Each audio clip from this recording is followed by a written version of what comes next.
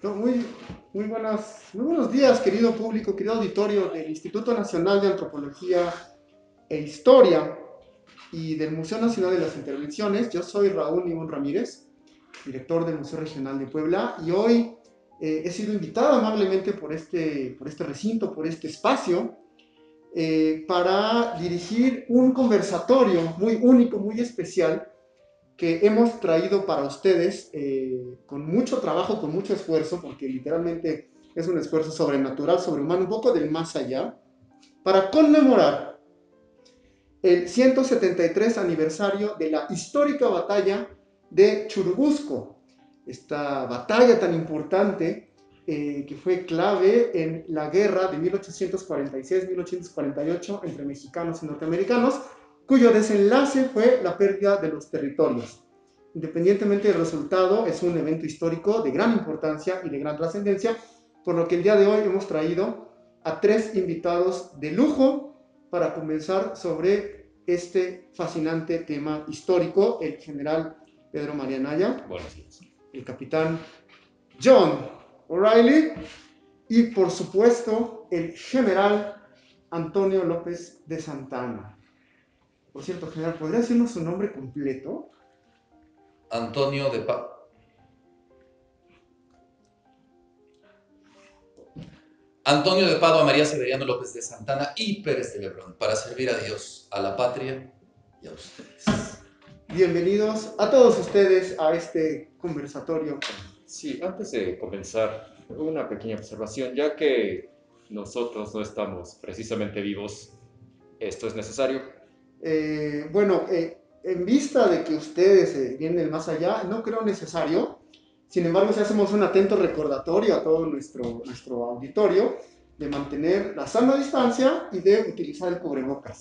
Pero estoy de acuerdo, vamos por el momento, vamos a quitarnos Muchas gracias. los cubrebocas para poder tener nuestra conversación. Bueno, antes de comenzar, general, lo veo un poco incómodo. Estoy muy incómodo. ¿Podría hacerme el favor de traerme una butaca para Una apoyar mi butaca. pierna que perdí en la Claro, defensa claro. heroica de la patria? Claro, tiene toda la razón, ¿verdad? Usted tiene una pata de palo, ¿verdad? General. Una pierna que perdí heroicamente defendiendo el suelo nacional mexicano contra la intervención extranjera. General, aprovechando que usted tiene este ánimo. Mire, le voy a pedir un favor. No es por mí, se los prometo. No es por mí, es cuestión de protocolo. Le suplicaré, historiador Raúl, que cada que se refiera a mi persona utilice Su Alteza. Serenísima.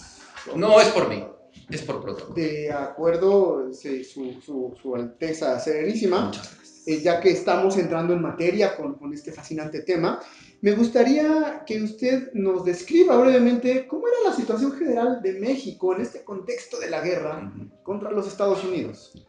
Compatriota, ¿cuál es mi cámara? Mexicanas y mexicanos, amigos y amigas. Raúl, es muy interesante la pregunta que haces.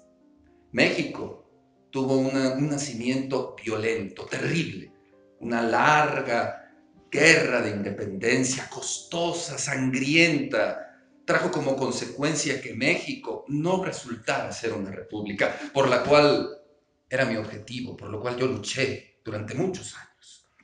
Resultó ser un imperio, el cual yo apoyé. Y después de muchos, 20 años de constantes guerras civiles, de confrontar a mexicanos contra mexicanos, a hermanos contra hermanos, México se debatía en el momento de la guerra entre ser centralista o federalista. ¿Y usted a quién apoyó, general? ¿A centralistas o a federalistas? Mira, Raúl, interesante tu pregunta. Yo nunca trabajé, mi lucha nunca fue por puestos, mi lucha nunca fue por un modelo. Mi lucha era por la gloria de México y, de acuerdo al devenir histórico del momento, apoyaba una u otra visión política que fuera favorable para México. Don Pedro, no lo veo muy convencido de lo que dice el general, Don Alteza Serenísima, el señor general Santana, Su Alteza Serenísima, no lo veo muy convencido de lo que... Tal vez al general. Su Alteza. Eso, sí, general. Estas iris y venires eran causa de la pata de palo que no le permitían tomar una dirección clara. Y por eso cambiaba de bando. Tan pronto cambiaba de bando. General Pedro María Naya, bueno, bienvenido, le damos las gracias por estar, por atender a este conversatorio sobrenatural que estamos llevando en nuestro Instituto Nacional de Antropología e Historia. Continuando un poco con este tema del contexto, platíquenos cómo describiría usted esta relación entre México y Estados Unidos que nos llevó a esta cruenta guerra donde perdimos los territorios. Siempre conflictiva. Los Estados Unidos son una nación harto ambiciosa. Siempre buscaron el salir, tener una salida al Océano Pacífico, y en cuanto vieron la oportunidad, la debilidad del gobierno mexicano, pues aprovecharon la situación y a la mínima provocación declararon la guerra. Y francamente, aprovecharon todas las oportunidades que nuestros generales les otorgaron para cumplir sus objetivos. ¿Tiene algo que agregar sobre estas afirmaciones, Alteza Serenísima? Perdón, estaba distraído. Mire, es muy fácil virar los toros, los gallos de pelea, desde la barrera.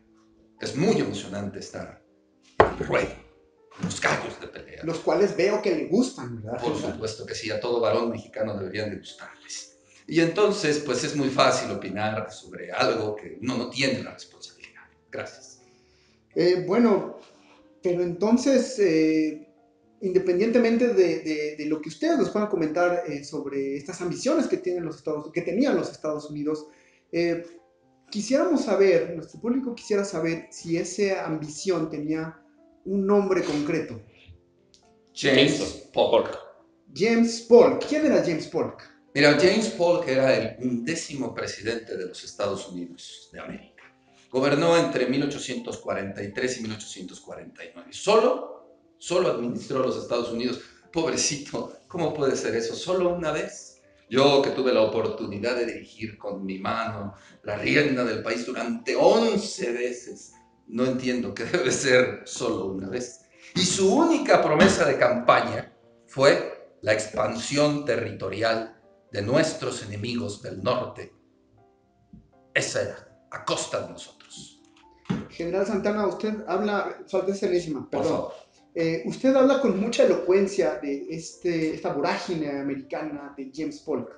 Dígame, ¿dónde se encontraba usted en el momento en que los americanos decidieron avanzar sobre México? Mira, vamos a hacer un poco de historia, un poco de geopolítica para que nuestro auditorio se ubique. México, al ser una nación débil, ante un vecino imperialista y con deseos de expansión, fue víctima muchas veces de él. Por ejemplo, la independencia de Texas, la mal llamada independencia de Texas, donde un grupo de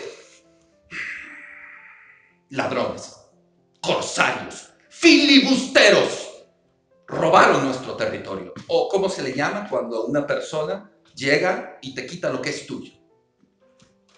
Te escucho. Sí. ¿Cómo se llama? Robo. No le busques eufemismo, se llama robo. Cuando nos robaron el norte del país, donde yo luché valientemente poniendo a riesgo mi propia vida al frente de mis soldados. Después intentaron hacer negociaciones una y otra vez para, de manera diplomática, comprarnos los territorios de Alta California y de Nuevo México, a la cual el gobierno de México patrióticamente se negó.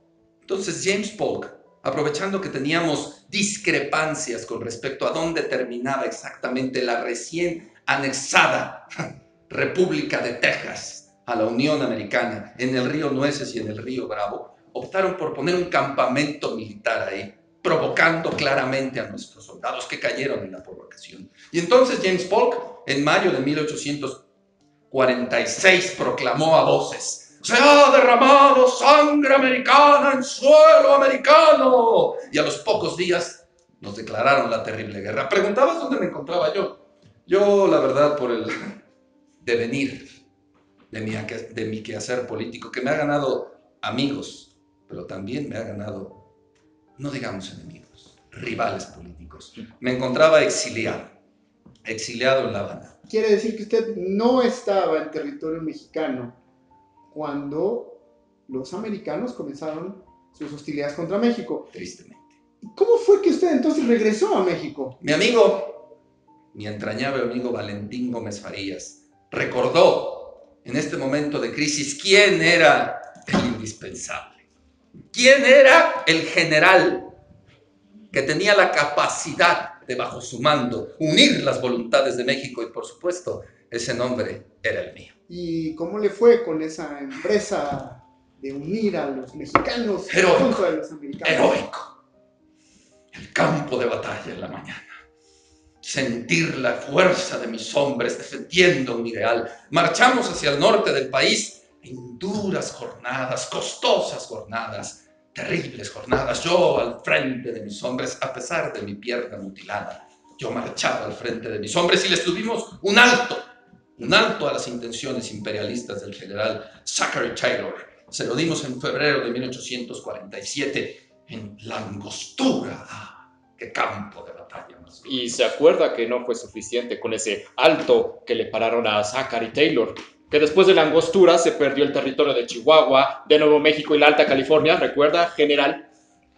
Bueno, el general tiene a cierto punto razón. Hasta cierto punto tengo razón. Tiene razón. ¿Cómo se le llama cuando alguien posee toda la razón? No busques eufemismos. Se llama tener la razón. Y punto. Y hay que decirlo, Su Alteza Serenísima. Los americanos finalmente optaron por abrir un nuevo frente y entrar por Veracruz. Impedidos de avanzar por el norte por mi férrea resistencia, tuvieron que cambiar su estrategia y optaron por copiar la ruta de Hernán Cortés. Y lo con bastante éxito, ¿verdad, general Pedro Mariano Aguilar? Con bastante éxito, tanto que perdimos los territorios del norte que tan patrióticamente se habían defendido anteriormente, según el general. Pero bueno, volvamos un poco más a lo que ocurrió aquí en la Ciudad de México. Don Pedro, ¿qué puede decirnos de la defensa de la Ciudad de México? Fue heroica. No puedo decirlo de otra manera, fue heroica. Civiles e incluso extranjeros que adoptaron la nacionalidad mexicana por gusto defendieron este suelo literalmente hasta el último tiro. General, usted acaba de tocar un punto clave, un punto que además también nos llena de orgullo como mexicanos, y por eso es que hemos invitado al capitán John O'Reilly, quien, como ustedes notarán, no es mexicano de nacimiento, pero sí un mexicano por elección. ¿Es correcto? Yo, sir, haber nacido en Ireland, en Irlanda, pero después haber llegado a los Estados Unidos y haberme entrado al ejército de Estados Unidos en 1845.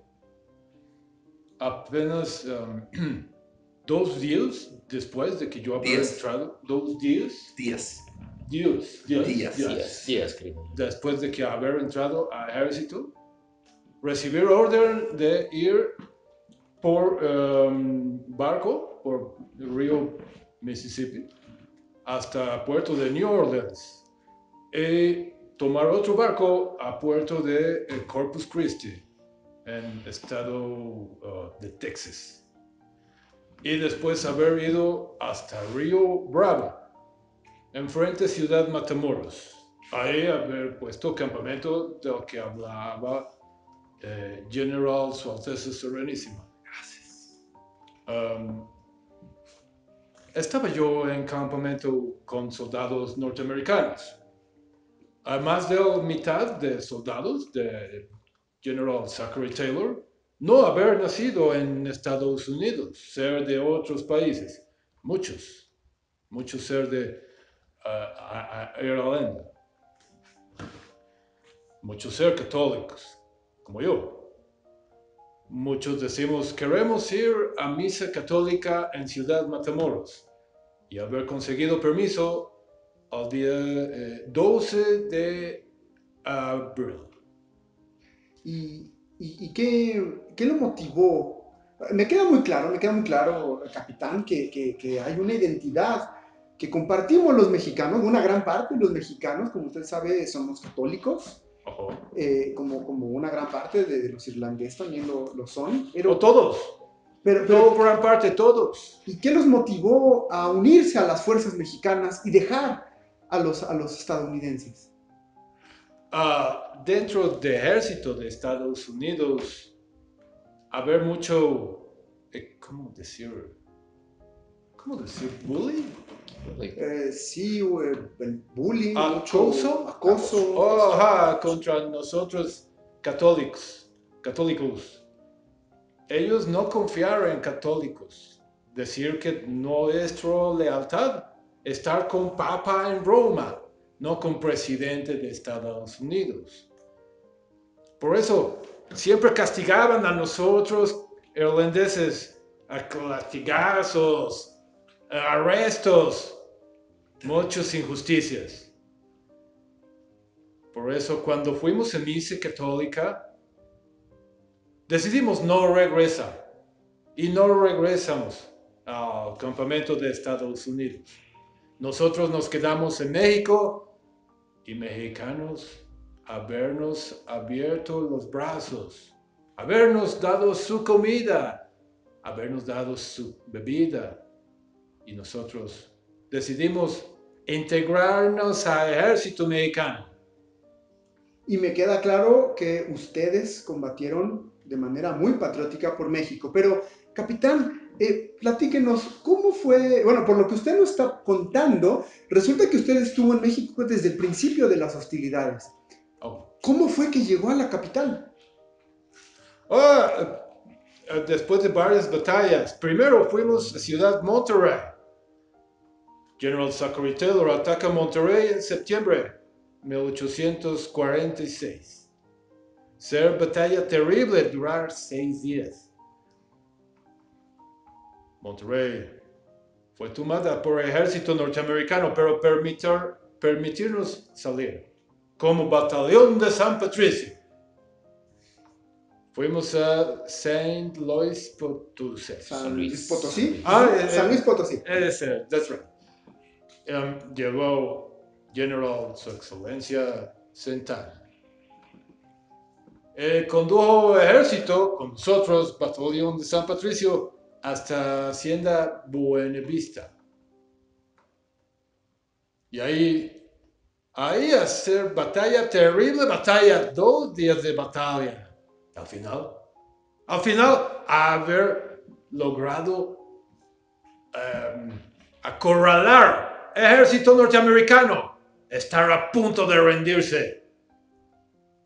Y General Su Excelencia Santana haber dicho, ¡retirada! ¿Eso es cierto, general? Es cierto, díganos, general.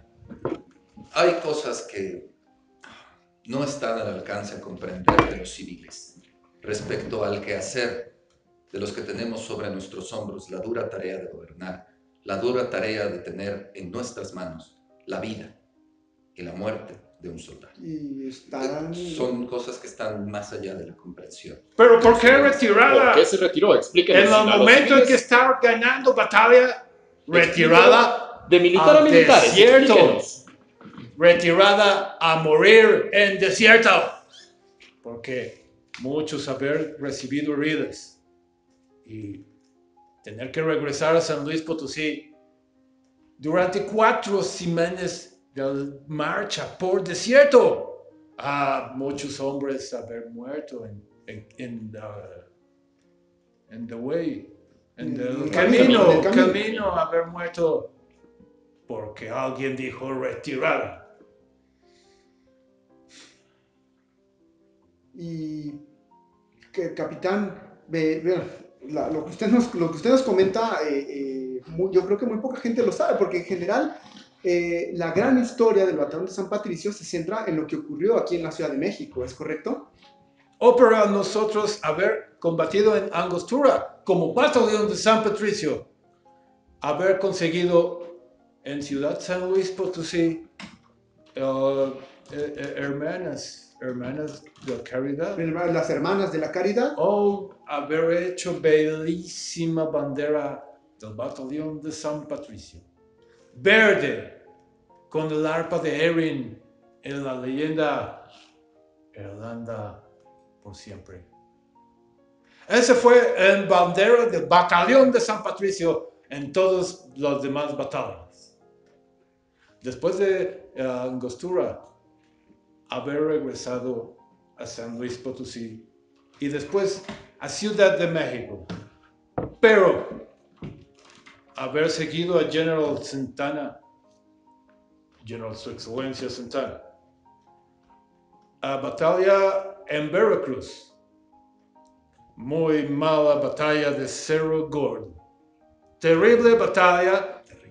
¿A quién se le ocurre subir todo el ejército a un cerro? ¿A quién? ¿A ¿A quién se le ocurre? Cerro, estar arriba y no poder escapar por ningún lado. Ejército norteamericano. Haber rodeado Cerro y sorprende a mexicanos por arriba de Cerro. Mexicanos, sorpresa, tuvieron que huir. Los únicos que nos quedamos a defender posición fuimos Batallón de San Patricio.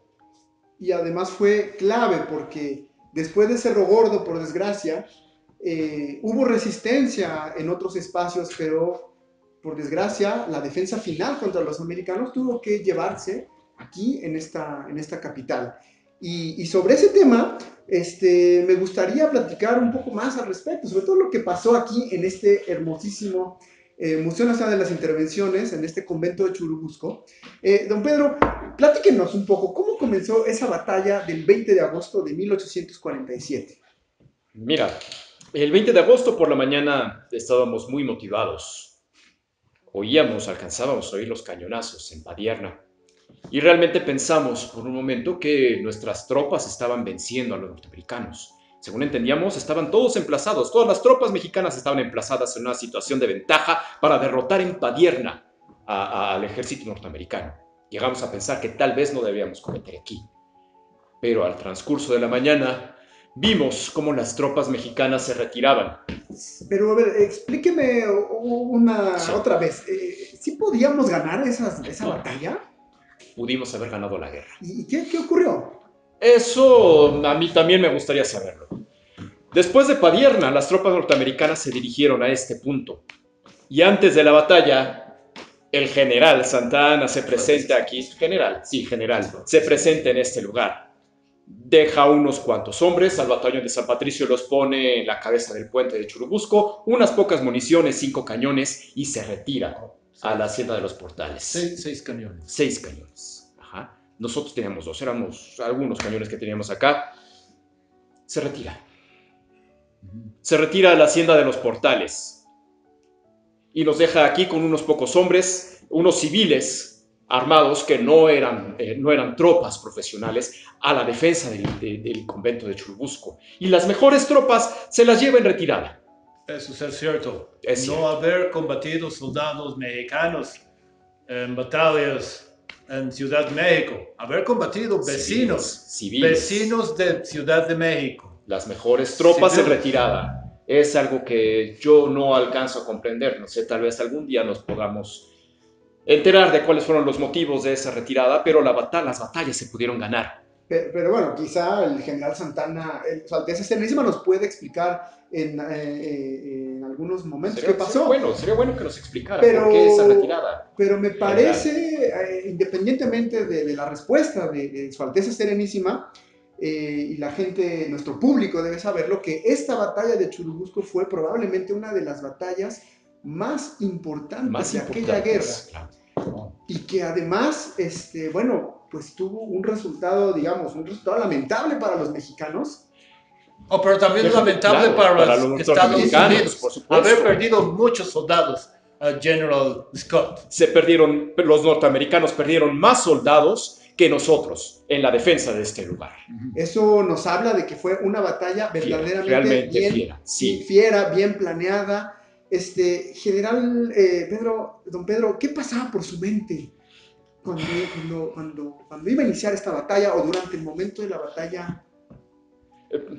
Pasan muchas cosas en la mente de un militar cuando defiende su suelo.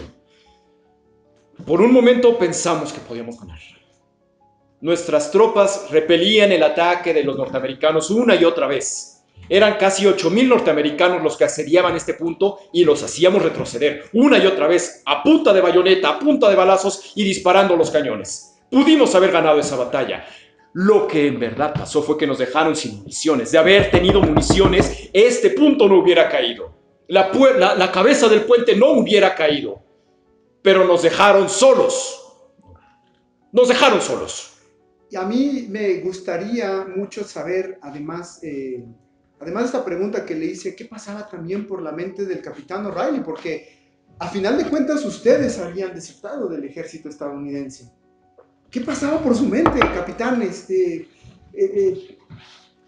¿Cómo fue la batalla para ustedes? Éramos 2 compañías de 100 hombres cada una. Todos haber desertado del ejército norteamericano. No podíamos ser capturados porque seríamos ahorcados como desertores. Desertores. Teníamos que dar todo en esta batalla. No había dónde escapar porque el convento está rodeado. No podíamos rendirnos, no podíamos ondear bandera blanca. Yo estaba desesperado al ver que ya no había parque. ¿Parque? Municiones. Balas. Ahorita volvemos a eso. ¿No había parque, no había municiones? No, haberse acabado y llegar el momento en que tenía que rechazar con bayoneta, a puño, de golpes, hasta mentadas de madre, porque ya no tener que disparar. Y así, hasta que ya no haber otra alternativa que rendirse. ¿Y cuál fue el desenlace del batallón de San Patricio después de esta batalla? Más de la mitad, como el 60%, haber muerto en batalla. Muchos sirviendo cañones en el puente sobre río Churubusco, que está a la altura del camino ¿cómo decir? San Agustín de las Cuevas. Uh-huh. Ya no se llama San Agustín de las Cuevas. ¿Cómo se llama este pueblo que está al sur? ¿Coyoacán? No, tener nombre moderno. Tlalpan. Tlalpan. San Agustín de las Cuevas, llamarse antes. Haber puente sobre San Agustín de las Cuevas, sobre el río Churubusco. Ahí tener 3 cañones servidos por gente del batallón de San Patricio, que desgraciadamente haber muerto en batalla. Sobrevivientes haber sido capturados por el ejército norteamericano. Haber ido a juicio como corte marcial. Corte marcial, juicio sumario. Y otros 5 compañeros haber abandonado el ejército de Estados Unidos antes de que el Congreso norteamericano declarara guerra a México. Yo no haber sido desertor en guerra porque haber abandonado el ejército antes. Esa fue circunstancia que me salvó de morir en horca. A mí y a mis 5 compañeros. Todos los demás fueron ahorcados. Una parte fue ahorcada en Plaza de San Jacinto. San Jacinto. En donde llaman San Ángel. Y la otra parte fue ahorcada en Mixcoac. A la vista de Castillo de Chapultepec, en el momento en que el ejército norteamericano asalta Castillo y logra tomar Castillo y quita bandera, cuando bandera norteamericana ondea en viento, esa es señal para asustar caballo y que mis compañeros del batallón de San Patricio queden colgados de las ramas de los árboles. Ese fue el fin del batallón de San Patricio. Es verdaderamente lamentable lo que nos platica. Sí. a nosotros que no haber sido colgados, haber sido sentenciada a recibir 50 50. 50. o Sí, 50, sí, 50 azotes en espalda desnuda. Y después they put us marcados Fueron marcados con hierro candente. con hierro rojo, letra D, de deserta. Un desenlace verdaderamente trágico, pero Oh, pero se me quitó ya que me morí. Ya no tengo. menos mal que ahora está bien. No le duele, ¿verdad? Oh, no, yo ya no recordar si fue aquí o fue acá. Duele más el orgullo, pero bueno. Pero bueno, hace un momento nos hablaban del parque, y eso me recuerda una célebre frase que ocurrió en este lugar, que si mal no recuerdo la dijo usted, don La Pedro. dije yo. Una famosísima frase. ¿Cuál fue esa frase Mira, que usted nos... Platíquenos sobre esa frase. Esa frase. Mira, durante todo lo que duró la batalla, viendo que nuestras tropas peleaban fieramente, Sin en apoyo varias- del general. sin el apoyo de nuestras mejores tropas, civiles armados, sin entrenamiento, defendiendo como verdaderos héroes, no como figuras de pacotilla. En varios momentos mandamos pedir ayuda al general Santa Anna que nos mandara más hombres y parque, que nos mandara municiones, porque creímos, estábamos convencidos de que al tener refuerzos hubiéramos ganado la batalla. Y el general nos mandó a decir que nos había dado lo que había, que resistiéramos. Ya al final de la batalla, decidió mandarnos hombres y municiones que de habernos mandado antes hubiéramos ganado. Entre esos hombres que mandó fue cuando llegó el batallón de San Patricio, remember? Bien, claro. Justo al final de la batalla, ya que los norteamericanos estaban tomando la cabeza del puente, por fin mandó el general Santa Anna un carromato lleno de municiones que quedaba sobre la cabeza del puente con los Galeana. Recuerdo a los Galeana y al batallón de San Patricio. Pensamos que podíamos ganar. Ya con el refuerzo, ya con las municiones, veíamos la victoria al alcance. Y al momento de abrir las cajas de municiones, de revisar el parque, nos dimos cuenta de que no eran el calibre adecuado.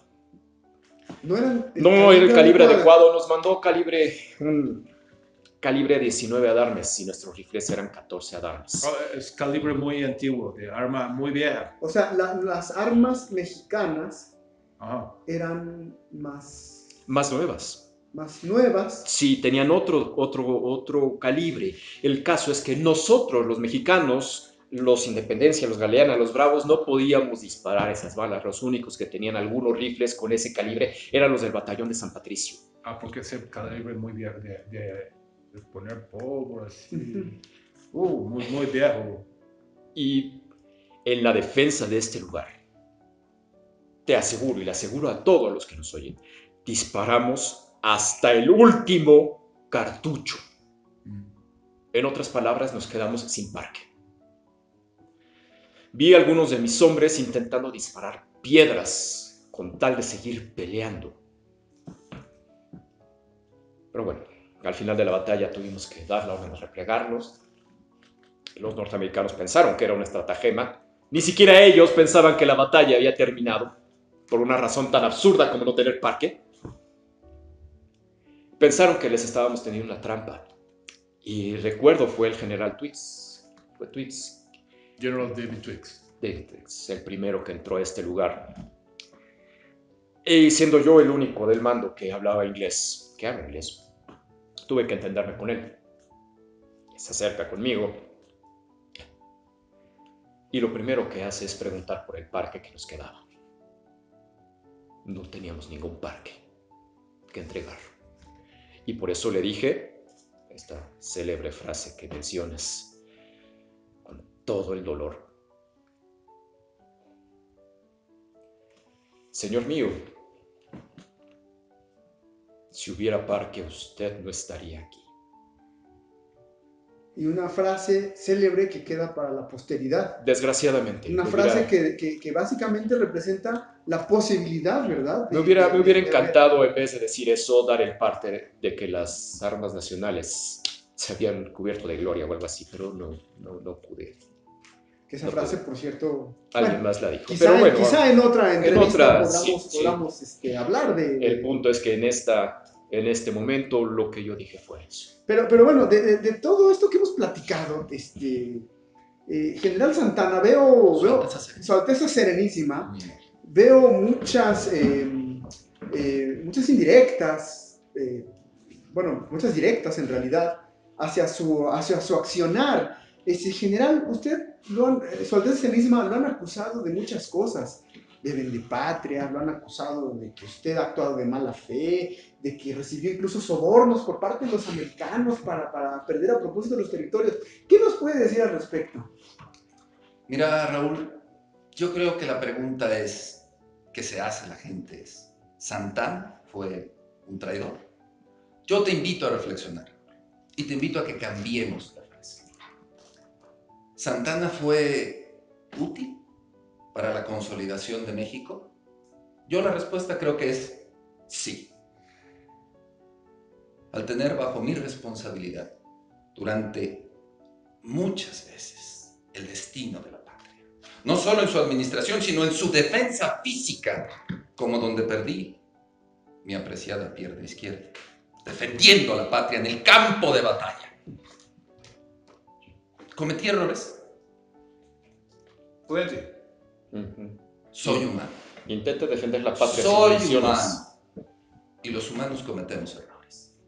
Errores que yo mismo me he perdonado al darme cuenta de que solo soy un hombre. Tuve aciertos muchísimos. Gracias a mi administración logramos sostener una patria endeble. Una patria que no podía ser llamada patria en toda la primera mitad del siglo XIX. Bueno, hasta que llegó una, digámosle, nueva generación de políticos con ideas que a mi entender eran muy equivocadas. Pero... Qué bueno que toque ese punto, porque me está indicando la producción de Museo Nacional de las Intervenciones, que está llegando nuestro cuarto invitado. O sea, ustedes habrán notado que hay una silla vacía porque estamos esperando a un invitado de lujo que hemos traído, que hemos llamado. Nos costó bastante conseguirlo, tiene una agenda muy apretada. Parece ser que viene bajando en su carruaje, es correcto, va bajando el carruaje. Y bueno, querido público de Museo Nacional de las Intervenciones, del Instituto Nacional de Antropología e Historia, con ustedes el licenciado Benito Juárez García. Necesito agua para pasarme este mal. Y bueno, el licenciado, muchas gracias por traer el cubrebocas, muchas gracias por poner el ejemplo. Ahorita lo hemos retirado en la medida en que no hay por ahora mayor problema, guardando la sana distancia. Le queremos dar la bienvenida. Thank you. Y nuestro público se preguntará, Benito Juárez, el gran héroe de la Reforma, el gran héroe contra los franceses, quien separó la Iglesia del Estado, ¿qué hace en una entrevista en un periodo histórico que ocurrió antes de su gran fama? O antes de esos momentos donde el licenciado Benito Juárez tuvo esta gran fama. Bueno, antes que nada, quisiera darle la bienvenida. Y bueno, quisiera darnos algunas palabras introductorias. Muchísimas gracias por la invitación a la que he sido efecto. Un gusto, General Anaya. Igualmente. Capitán. Gracias. Sospecho el motivo por el cual he sido invitado a esta reunión, pero es importante para mí aclararle al público que nos está viendo la importancia de mi persona justo en estos momentos de la guerra con los Estados Unidos. Es importante para mí mencionarles que si bien la historia me coloca como protagonista en los años posteriores, en la guerra contra los Estados Unidos yo ya era un político en Oaxaca e incluso diputado federal, y justo en la restauración del federalismo me convertí en gobernador del estado de Oaxaca. Usted era gobernador del estado de Oaxaca cuando los americanos estaban llegando a suelo mexicano. Y entonces, ¿cuál fue su accionar? Como gobernador del estado de Oaxaca, Accionar. como gobernador del estado de Oaxaca, Es un verbo que el señor no conoce. Accionar. ¿cómo actuó usted como gobernador hacia esta intervención de los estadounidenses? Me preocupaba, por supuesto que me preocupaba sobre todo por la división que existía en nuestro país. Algo de lo que más estaba yo preocupado era precisamente de la dolencia que tenía mi estado y de la dolencia que tenía la República, precisamente entre estas divisiones que existían entre centralistas y federalistas. Por lo tanto, si bien era necesario hacerle frente a los norteamericanos por las intenciones que tenían desde hacía muchos años de tomar el istmo de Tehuantepec, por ejemplo. Usted sabía eso, ¿verdad, general? Que querían el istmo de Tehuantepec. Hay muchas cosas que la memoria, cuando es conveniente, olvida, como es en este caso. Claro. Pero para eso estamos ciertos personajes, para hacerlo recordar. Mi principal preocupación era, como gobernador del estado de Oaxaca, proteger mi estado, hacer que mi estado tuviera los recursos necesarios para que evitar que las tropas norteamericanas, una vez tomada la Ciudad de México, entraran a mi estado. Eso tiene un nombre, eso se llama falta de cooperación. ¿A qué se refiere? Intereses mezquinos. El licenciado lo está expresando muy bien, que continúe. Qué interesante que mencione usted los intereses mezquinos. Tal Que vez continúe, más adelante licenciado. nos pueda dar una cátedra sobre intereses mezquinos. ¿A qué se refiere el general Santana? No Probablemente entiendo. se refiera a Su que, Alteza Serenísima, perdón. como gobernador del estado de Oaxaca, fui solicitado a entregar 1,144 reclutas para apoyar a la guerra norteamericana. Sin embargo, debo yo precisar que en ese momento el país no era considerado precisamente como una nación unida. Había muchas divisiones. Por lo tanto, mi mayor responsabilidad como gobernador, como lo dije hace un instante, era proveer lo necesario para proteger a mi estado de la invasión norteamericana. Pero aprovechando los discursos y los comentarios del señor aquí presente, él hizo lo mismo, preocupado por instaurarse solamente en su estado o de huir precisamente de la capital del país y buscar refugio nada más y nada menos que en Oaxaca. Entrada que yo le negué, por supuesto, Bajo pena de muerte. y que no permití que un personaje Yo no pensaba de estas Yo quería continuar características ese exilio, pero bueno. tomara Debió haber sido lugar a Texas, en mi general. lugar de origen. Licenciado, me deja algo asombrado. ¿No cree usted que algunos puedan interpretar esta negativa a mandar soldados a defender la patria como una actitud antipatriótica? Al contrario, nada más patriótico que defender mi lugar. La responsabilidad que yo tenía era en ese momento con Oaxaca, y si yo entregaba a los soldados que me eran solicitados, armaba prácticamente una revolución en el pueblo oaxaqueño. Además, no me negué así nada más. Lo que hice fue pedirle al gobierno que me permitiera solamente enviar aproximadamente 200 reclutas, lo suficiente para que yo no me quedara con hombres en la defensa de mi estado. Pues muy bien, licenciado, como podemos ver, hay muchos claroscuros en la historia, ¿no? No hay buenos ni malos en esta historia. Pero vaya, usted nos dijo que usted intuía la razón por la cual lo habíamos traído aquí, lo habíamos convocado. Por supuesto. ¿Cuál es esa intuición que usted tiene? Efectivamente. Como presidente de la República en 1869, después de la segunda intervención francesa, decreté que este edificio fuera considerado monumento histórico de la nación para rendir tributo a los hombres que pelearon en esa batalla el 20 de agosto, en la batalla de Churubusco, y sobre todo también al pueblo que se sumó en la defensa de nuestra patria. Gracias, presidente. Pues muchísimas gracias por su intervención. Agradecemos mucho, se nos ha acabado el tiempo, pero quisiera dejar a nuestros invitados con algunas últimas palabras que puedan dedicarle a nuestro auditorio, a nuestros escuchas, a la gente que nos está siguiendo en el Instituto Nacional de Antropología e Historia y este hermosísimo Museo Nacional de las Intervenciones. Su Alteza Serenísima, algunas últimas palabras. Viva México. Viva México. Viva México. Capitán. Oh, viva México.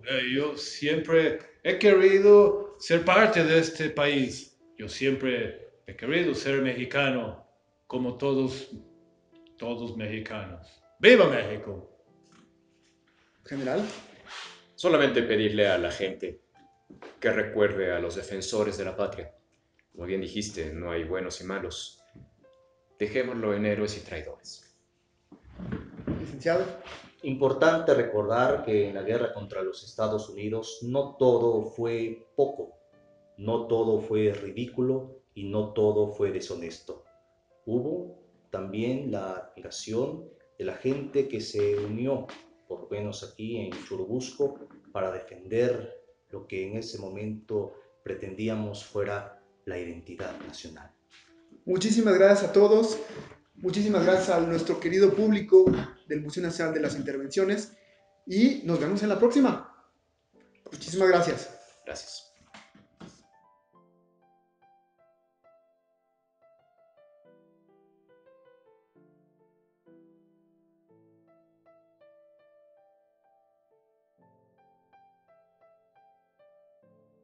Instituto Nacional de Antropología e Historia. Secretaría de Cultura.